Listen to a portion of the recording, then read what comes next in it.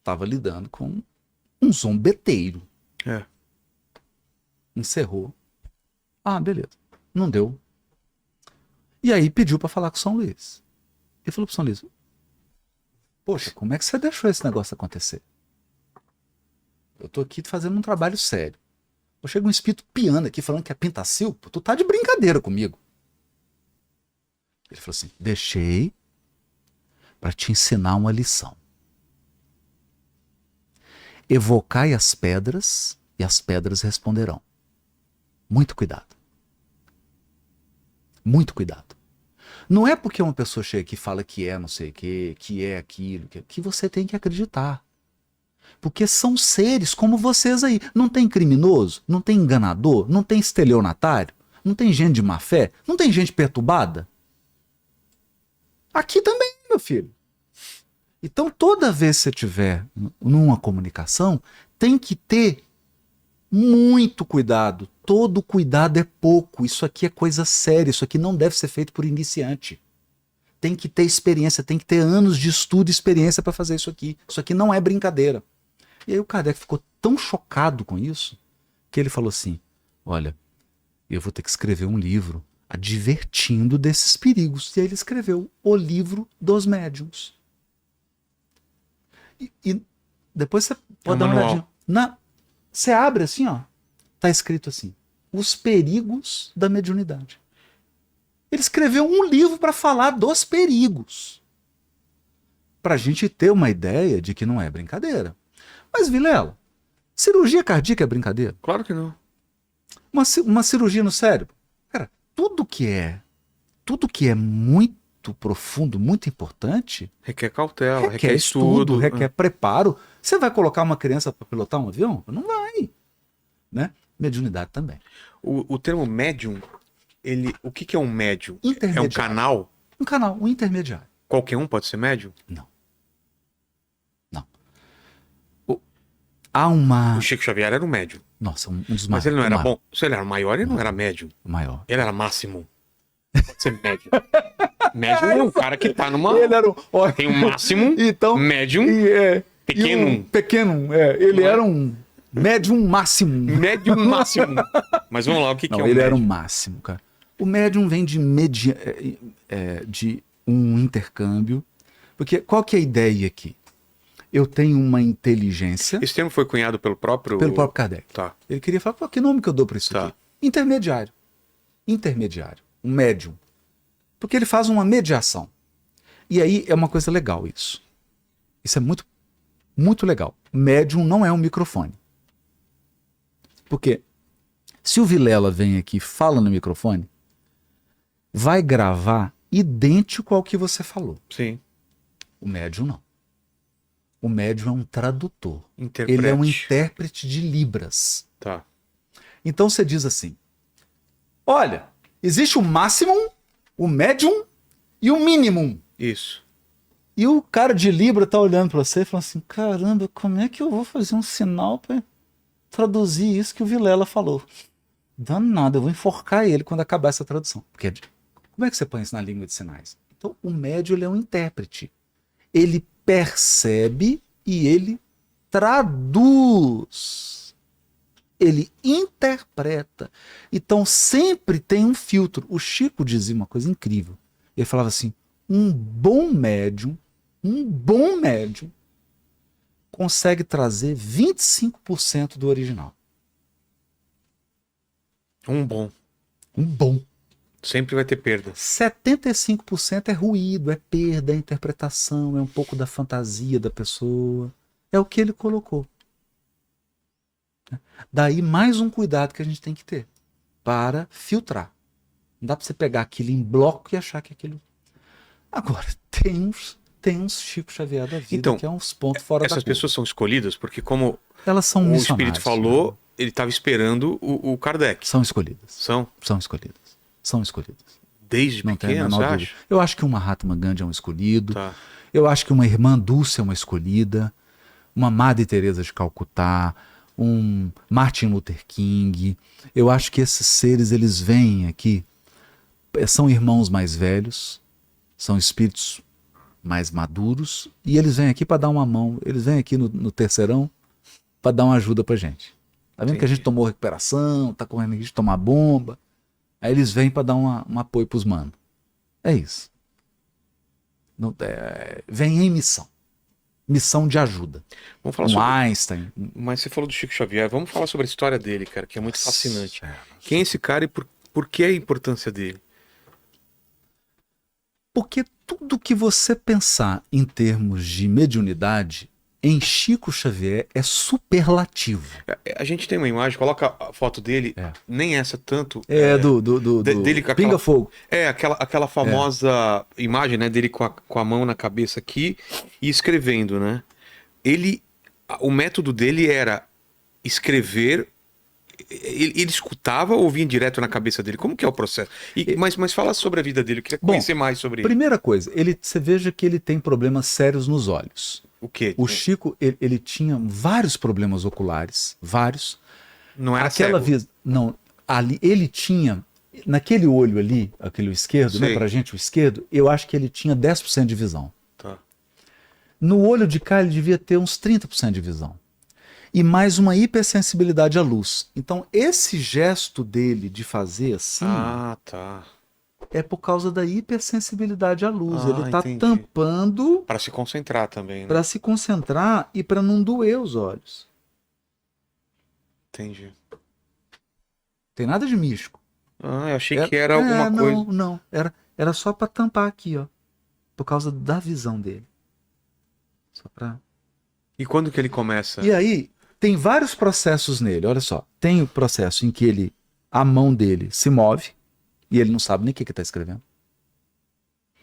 Ele tinha um processo de ouvir. Ele tinha um processo de ver e conversar. Só que é superlativo. É superlativo. Ele veio receber uma cidadania em Campinas. Aí tá a cerimônia da cidadania honorária, né? Sei. E aí, Vilela, ele disse assim, olha, eu não gosto de fazer isso, mas os espíritos estão pedindo para eu fazer, para descrever quem está aqui. E ele começou a citar nomes, Vilela. Isso está gravado. Ele começou a citar nomes, e as autoridades que estavam presentes falaram assim, cara, esse é o fundador da cidade, esse é o fulano, não sei o quê. Cara, ele citou mais de 100 nomes.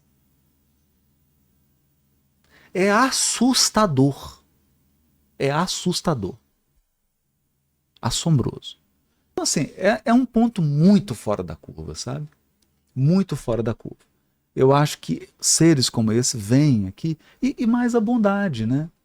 Abdicou de tudo, estava sempre ajudando o próximo. Então, é um ponto fora da curva. Essas pessoas que vêm, Jesus, várias mensagens lindas, né? Poemas. Realmente, esse aí é fora da curva.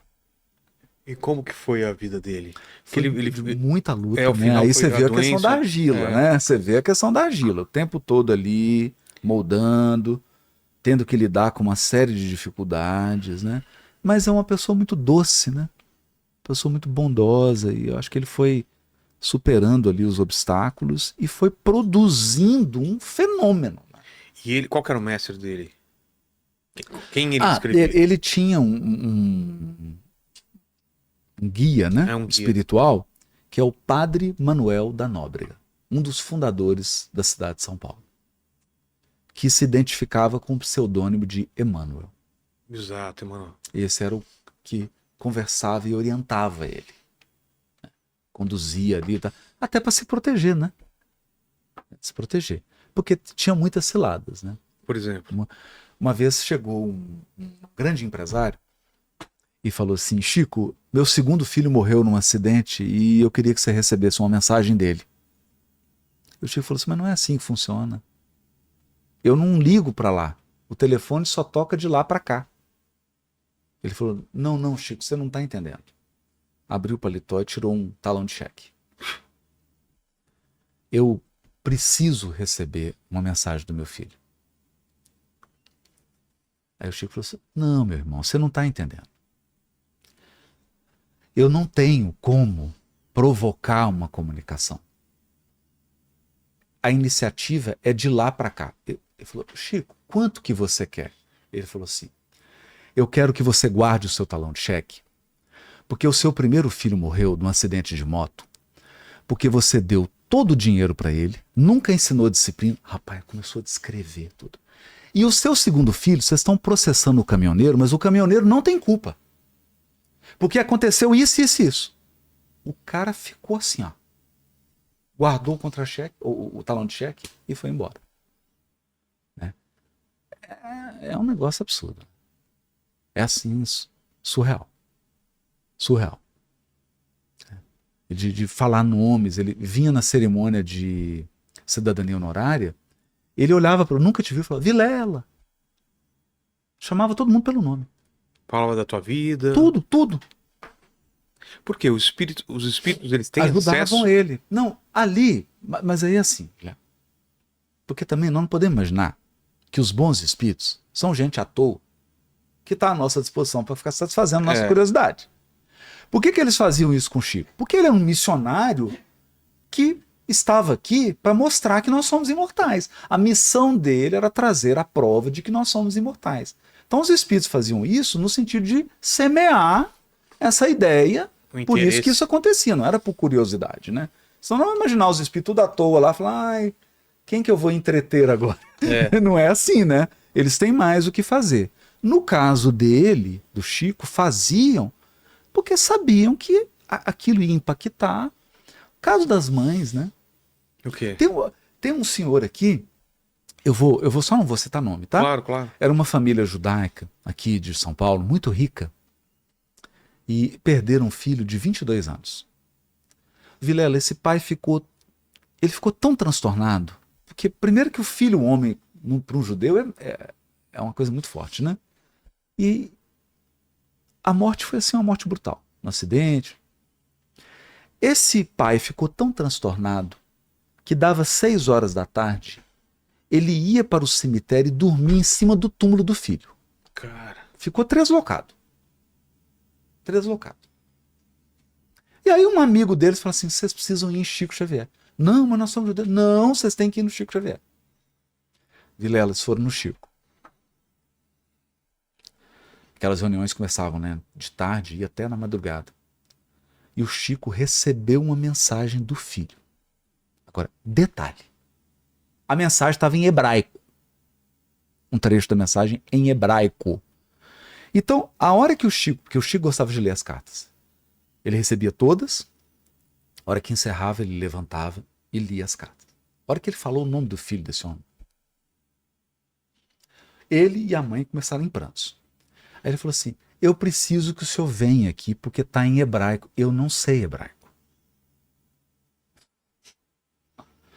O pai pega a mensagem e lê o trecho em hebraico. Na mensagem, ele cita a família inteira. Mas o mais impressionante, no final da carta, o filho fala assim, isso está no documentário do Chico, viu? Na Disney Plus. O documentário, que eu sou um dos entrevistados, inclusive, do documentário. Como chama? É Chico Xavier. Só Chico Xavier é o documentário da Disney Plus. E quando no final da mensagem ele fala assim, pai, e agora eu vou me despedir, eu só quero te falar uma coisa. Quando o senhor deixa a mamãe em casa para ir lá dormir no meu túmulo, eu fico com a mamãe, viu? Você tá lá sozinho. Olha só. É absurdo, né? É. Você tá no lugar errado. Né? Então, esse homem foi entrevistado. Eles são entrevistados nesse documentário. Cara, ele fala assim, olha, eu sou judeu, mas Chico Xavier para mim é uma coisa que para mim é uma coisa à parte. Ninguém venha falar mal do Chico. Desse jeito. De tão impactado que ele ficou. Mas isso era direto, assim, detalhes. A Anaí Belo. O que tem? Ela perdeu o filho, né? Situação trágica também. Sei. E ela conta, isso é uma entrevista dela com a Hebe, né? Ela conta isso pra Hebe. Ela foi lá no Chico, recebeu a carta, e aí tem um trecho da carta que o filho fala assim, mãe, aquele dia, quando eu falei que eu não ia, eu tava só brincando. Cara, isso, ela desaba a chorar na entrevista. Aí a Hebe fala, Naí, o quê? Mas o que que é isso? Ninguém entendeu nada. Ela falou assim, antes dele morrer, era véspera de Natal. E a gente falou assim, filho, não vai. Passa aqui com a gente. Aí ele falou assim, não, mãe, eu não vou passar a ceia de Natal com vocês. Era mentira, ele ia só sair para contar, depois Claro. ia voltar e tal. E aí sofre um acidente e morre. E isso foi uma conversa que ninguém presenciou. Foi uma conversa da Naí Belo com o filho. E na mensagem ele coloca isso. Quando eu falei para você que eu não ia, eu estava brincando. Só ela entendeu. Quer dizer, um negócio cifrado, né? É legal, né? Que isso dá uma esperança pra gente. Você falou sobre entretenimento, né? Que os espíritos não estão pensando em entretenimento, mas eu lembro de muito programa de auditório da televisão. Acho que o Gasparetto, que pintava recebendo espíritos com o pé, com a mão. Qual é o motivo dessas interações? Provar a imortalidade da alma. Então você acredita que também são coisas reais? Não, era muito sério o trabalho do Gasparetto. É? Né? Como Nossa, que é? Para mim, ele foi um dos maiores médios de pintura. Hoje nós temos também Florencio Antônio na Bahia, tem vários outros, mas o Gasparetto foi um primeiro que apareceu com a coisa da pintura, né? O Gasparetto também é um ponto fora da curva, né? Porque pintava com um pé esquerdo, um pé direito, a mão esquerda... Mas qual que é? Qual que é a o objetivo? ideia era assim, ei, estamos aqui. O mundo Para de acreditar. O mundo não é só esse material que vocês... Para de achar que o túmulo é o ponto de chegada. Para de acreditar nisso. Nós estamos vivos. O corpo nasce e morre. O espírito é imortal. Né? Porque isso muda o jogo, sabe, Vilela? Sabe quando que isso muda o jogo? Quando você está passando por uma dificuldade. Claro. Quando você está passando por uma situação, você fala assim, cara, eu não vou conseguir sair disso. Eu acho que eu cheguei no termo final. Não chegou. Não chegou. É uma experiência que você está passando. Você está passando isso, você tem que aprender. Você tem que se tornar mais forte, você tem que desenvolver a sua inteligência, seu coração, você tem que... Né? Vê se acha a imagem dele pintando. Tem uns quadros. Então, que ele pintava coisas muito diferentes entre uma coisa e outra. Absurdo. Era muito impressionante na televisão. Engraçado porque você vê que o Brasil foi um celeiro, né? Você vê um Chico Xavier. Não, tem o Arigó. Aliás, o filme do Arigó, né? Arigó? Não conheço. O Arigó é o médium de cura. O Danton Mellon fez o filmaço, produziu Arigó. Ah, é? O Predestinado. Pô. O filme chama O Predestinado. Pra mim é um dos melhores filmes desse tipo de assunto. É esse filme, do Danton Mellon. Então, porque, cara, é incrível. Então O Arigó é lá de Minas também. Sei. O Arigó foi preso. Por quê? Exercício ilegal da medicina.